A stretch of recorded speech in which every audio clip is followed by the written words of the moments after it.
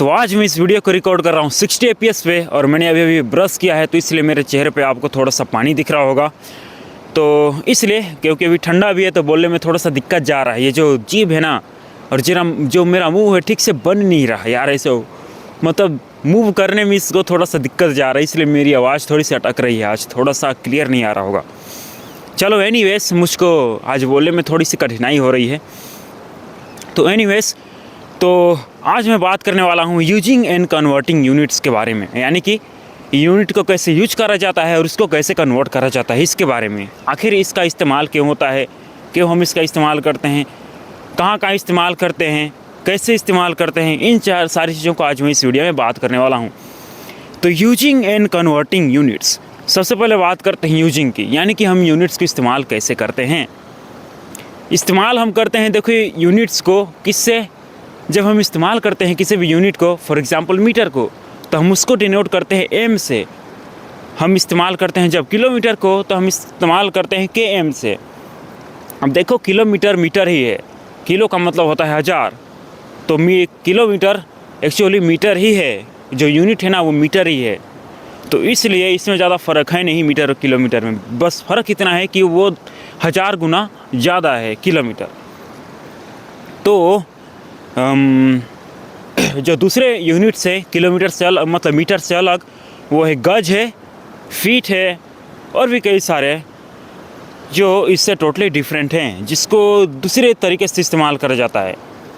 I don't know कि वो कितने सारे हैं, लेकिन ज़्यादातर जब मैं इस्तेमाल करता हूँ तो मीटर में ही इस्तेमाल करता हूँ, फीट में इस्तेमाल करता हूँ, तो इसलिए मुझे इतना ही पता है। और जो दूसरे सिस्टम से जैसे गज है और इतना ज़्यादा ये है नहीं, यार्ड भी है, यार्ड इतना यार्ड की दूरी पे, तो ये जो है वो अलग अलग है, ठीक। अब using and converting units, convert तो हम करते हैं किसी भी यूनिट का, जैसे जब हम बात करते हैं कि इस यूनिट को उस पर कन्वर्ट करा जाए, तो हम हम हमेशा देखते हैं, क्या हम देखते हैं कि जब हम यूनिट को इस्तेमाल कर रहे होते हैं तो हम उसको हमेशा इंग्लिश के लेटर से इस्तेमाल करते हैं। मतलब कि मीटर को एम से, किलोग्राम यानी कि मास को केजी से, और जितना भी है, और वेट को एमजी से फिजिक्स की भाषा में, और हमारी नॉर्मल भाषा में पाउंड, वे भी इसको यूनाइटेड स्टेट में, हाँ इसको यूनाइटेड स्टेट में बोला जाता है, और भी कई सारे पश्चिमी देश में। तो हमारे देश में तो किलोग्राम ही, ठीक ना। तो हटाओ उस सब को। अब जो यूनिट को हम इस्तेमाल करते हैं, तो हम इसमें ना हम इंग्लिश के लेटर्स को इस्तेमाल करते हैं, यानी कि जैसे कि मैंने बताया कि इस यूनिट को डिनोट करने के लिए इसका इस्तेमाल करा जाता है। अरे यार, मेरा हाथ दर्द देने लगा है आज, ठीक से बोला नहीं जा रहा है इस ठंडी से। तो इसलिए हम इस्तेमाल करते हैं इंग्लिश के लेटर्स का। जैसे हर एक प्लेनेट में जो देखा जाए तो उसका ग्रेविटेशनल कांस्टेंट अलग अलग होता है। तो इसलिए हमारी धरती का जो जी है, स्मॉल जी, ठीक, वो है 9.81 into 10 to the power 9.81 metre square. मतलब अरे यार, एक्सेलरेशन ना हो, हाँ 9.81 पर सेकेंड स्क्वायर। पता नहीं इन सारी चीज़ों को कैसे भूल जा रहा हूँ आज, पता नहीं, आई डोंट नो वाई, अभी कैसे भूल जा रहा हूँ यार, अजीब बात है। 9.8 मीटर पर सेकेंड स्क्वायर के स्पीड से धरती चीज़ों को अपनी ओर खींचती है, और ये जो कांस्टेंट है वो हाइट के हिसाब से बदलता जाता है। तो यदि आप इसको हमेशा एकदम ट्रुथ मानो तो ये है नहीं। यहाँ से यदि 100 किलोमीटर ऊपर जाओ तो वो अलग बदल सकता है, इक्वेटर पे जाओ तो अलग बदल सकता है, पोल्स पे जाओ यानी कि ध्रुवों पे धरती के, तो वो अलग बदल सकता है। सो ग्रेविटेशनल कांस्टेंट जो है वो अलग अलग है, अलग अलग प्लेसेस पे, क्योंकि धरती एक गोलाकार है ही नहीं, हर जगह से वो अनइवन शेप है, तो उसके हिसाब से, हाइट के हिसाब से जो ग्रेविटेशनल कांस्टेंट है वो एडजस्ट रहता है।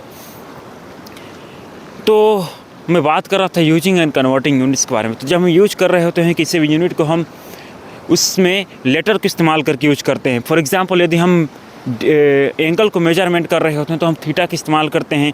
अब किसी इंग्लिश के अल्फ़ाबेट का भी इस्तेमाल करते हैं, for example capital A, capital B, capital C, ऐसे भी कुछ करके, कैपिटल एम और नाम भी दे सकते हो आप मीटर, जैसे कि m बराबर 6 मीटर।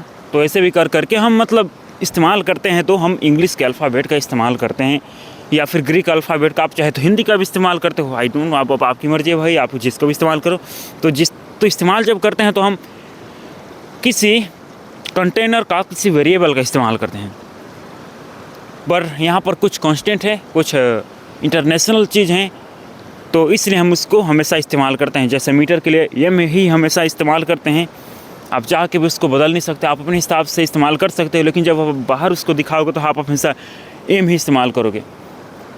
तो ऐसे ही करके जब हम यूज करते हैं तो हम ऐसे ही इंग्लिश लेटर से इस्तेमाल करते हैं।